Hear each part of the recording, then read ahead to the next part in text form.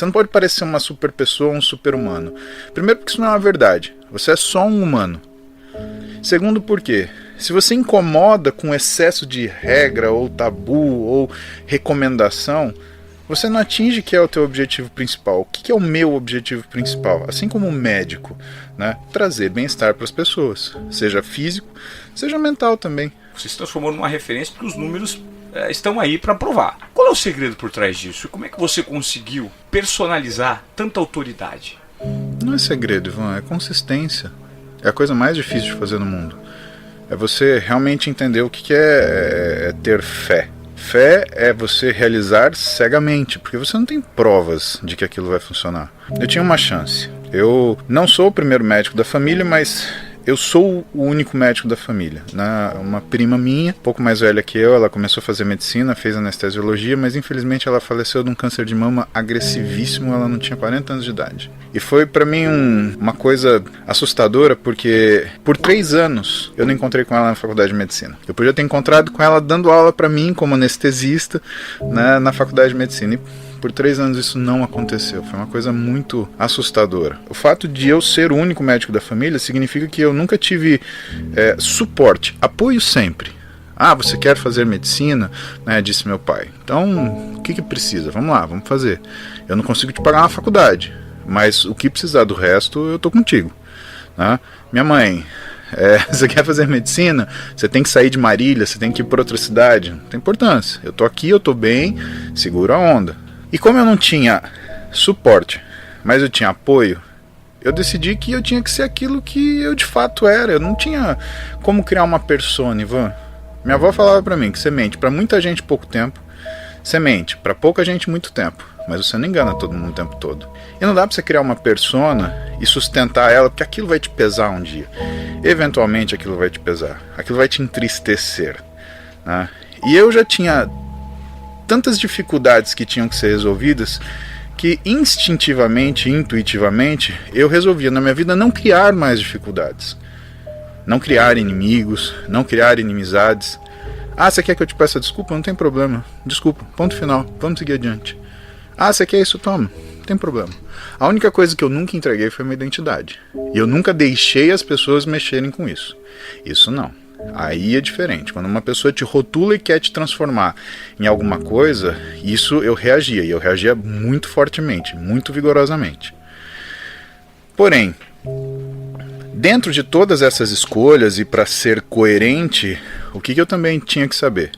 Que eu não ia ser o sujeito que ia ficar milionário, eu não ia de uma hora para outra, né, chegar em casa e viver uma vida de extremo luxo e conforto. Eu tive colega de faculdade, por exemplo, que ele passou na faculdade e ganhou de presente do pai um Porsche novo, né? E que ele ficou ansioso para pegar o carro, ele pegou o carro na concessionária antes de sair o seguro, e aí ele foi roubado e perdeu o carro no primeiro dia. O pai dele ficou tão bravo com ele que deu uma Courier 16 válvulas para ele novinho no dia seguinte, para ele aprender o que é dificuldade na vida. Eu andava de metrô e ônibus, né? Eu falava, nossa, que difícil a vida para alguns de nós, né?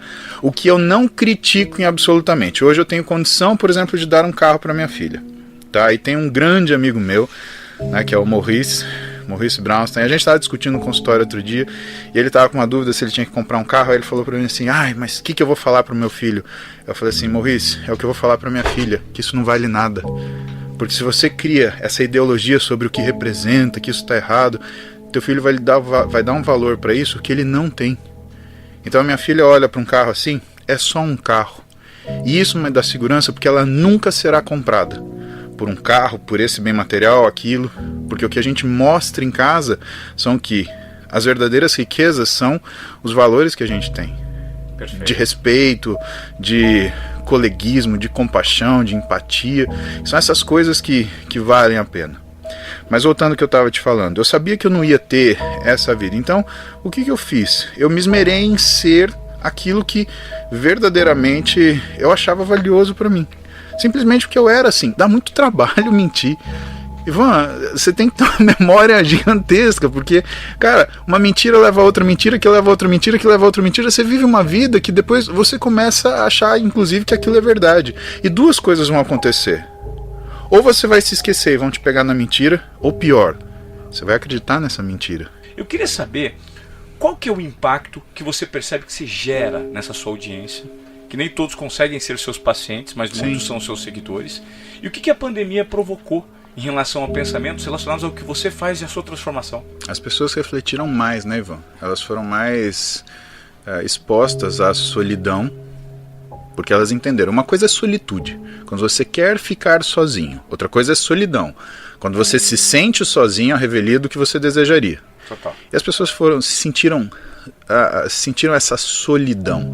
Uma solidão não só física, mas uma solidão de ideias, uma solidão de metas, uma solidão de propósitos. Ela tinha uma ideia que devia ser o comportamento das pessoas, as pessoas tinham um comportamento completamente diferente. Outras pessoas tinham um comportamento, mas tinham um discurso. Outras tinham o discurso, mas não tinham o comportamento. E aí elas começaram a se sentir um sozinho ruim, que não é só a falta da pessoa do seu lado, é a falta da ideia. A partir disso, eu tinha que fazer duas coisas, né? Eu tinha que, primeiro, cuidar. A gente fala que medicina, né, é a arte que vem de uma ferida que nunca se cura no médico, né? Por que a gente faz medicina? Para resolver um problema nosso, porque a gente tem um problema muito grande para resolver. Eu acho isso completamente verdade. Eu tenho um caso de doença séria na família, uma pessoa muito querida, e que tenho certeza que me jogou dentro da faculdade. Tanto que foi a primeira coisa que eu resolvi quando entrei na faculdade. Primeira, né? Antes de mais nada. E diante dessa situação, e tomando isso como uma realidade a ser cuidada, o que eu tinha que cuidar? Eu tinha de cuidar daquilo que eu gostaria de ter. O que eu te falei que eu gostaria de ter? Mais do que apoio, suporte. Então o que está acontecendo com esses alunos? Eu me perguntei no meio da pandemia. Eles estão sozinhos? Eles estão em casa? Será que eles são como eu, que eles acordam de manhã e falam: puta, que tesão, eu sou médico. Olha só o que eu conquistei. A responsabilidade que eu tenho e a relevância que eu tenho. E aí eu comecei a perceber que não. Porque eu comecei a ver um aqui, outro ali. Ah, porque eu quero ser chamado de doutor. Ah, porque é o jaleco. Ah, porque é o tamanho do brasão do jaleco. Não, porque é o hospital que eu faço o meu estágio. Falei, opa, isso daí tá indo para um lugar errado. E aí eu criei o Interligas, que era um programa de aula para alunos. Então, em 2020, né? Durante, acho que foram 18 sábados, eu dava aula 3 horas para uma turma de 16 mil alunos de medicina. 16 mil. Eram 311 ligas de medicina espalhadas pelo país, 16 mil alunos de 11 países diferentes. E tudo isso começou de uma conversa com um aluno, com um paciente que se tornou meu aluno, que hoje eu não sei mais se ele é paciente, se é aluno, se é uma pessoa da minha família, se é meu companheiro, que é o Ulisses, que hoje ele se forma. Ainda à noite eu vou sair da cirurgia, eu tô indo pro jantar de formatura dele, né? Mas foi um cara que virou para mim e falou assim: doutor, porque ele tem esse hábito, né? Eu, por mais que eu fale para todo mundo me chamar pelo primeiro nome, ele me chama de doutor. Falou: doutor, vamos fazer, nós precisamos e queremos.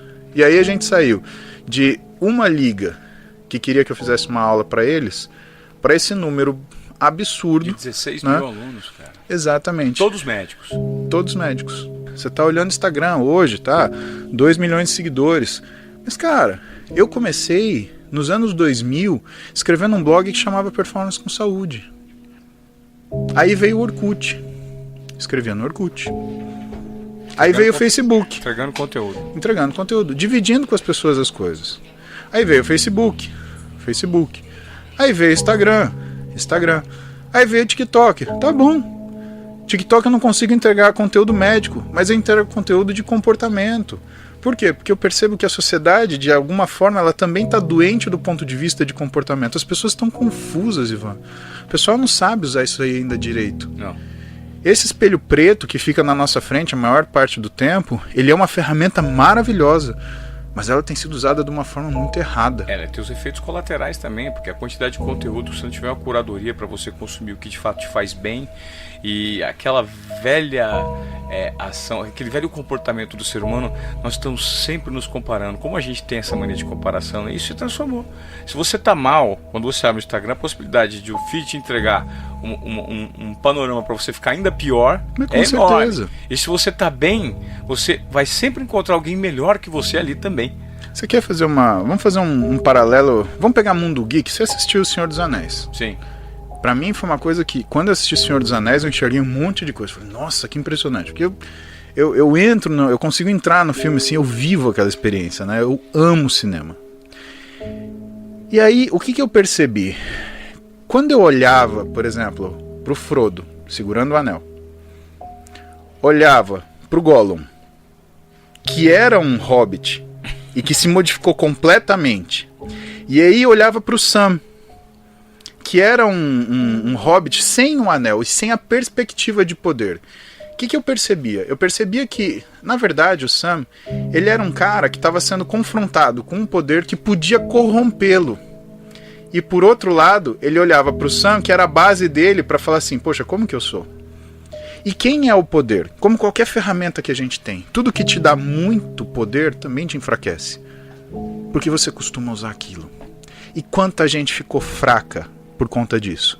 O que eu percebi na pandemia aí, e que, assim, se refletiu no consultório, e que eu acho que é uma... Desculpa, eu só conseguia responder isso para você se a gente tivesse esse background, né? As pessoas usaram isso, que é uma grande ferramenta, para manter a comunicação, para manter o contato, para manter a troca de coisas boas, para fazer o contrário.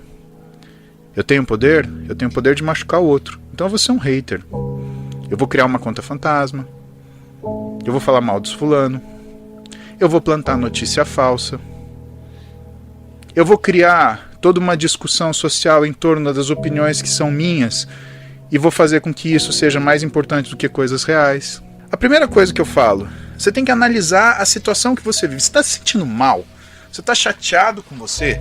Você acha que tua vida ela tá ruim do jeito que tá? Então, para pensar. Antes de você tomar qualquer atitude, para pensar. Primeira coisa que a gente faz é reconhecer aquilo que está chateando a gente. Porque você não pode lutar contra tudo. Uma vez que você reconhecer, aceitar que aquilo está te chateando. Porque às vezes é uma coisa valiosa para você. Sim. Tipo, eu gosto de ser solteiro. Mas se aquilo está te chateando, que valor aquilo tem? Terceira, investigar. Por que eu quero ser assim? E no final, não identificar-se. Porque você tem que entender que você não é assim. Você está assim. Isso vale para se você é obeso, até para se você está doente. Você está doente, você não é um doente. Você está obeso, você não é obeso. Você pode a qualquer momento começar um processo. E outra, não entenda que o processo é uma obrigação de sucesso. O processo é uma tentativa. O sucesso é um exercício, você se exerce suceder. A única coisa que vai fazer você falhar é você não reconhecer o sucesso que você tem.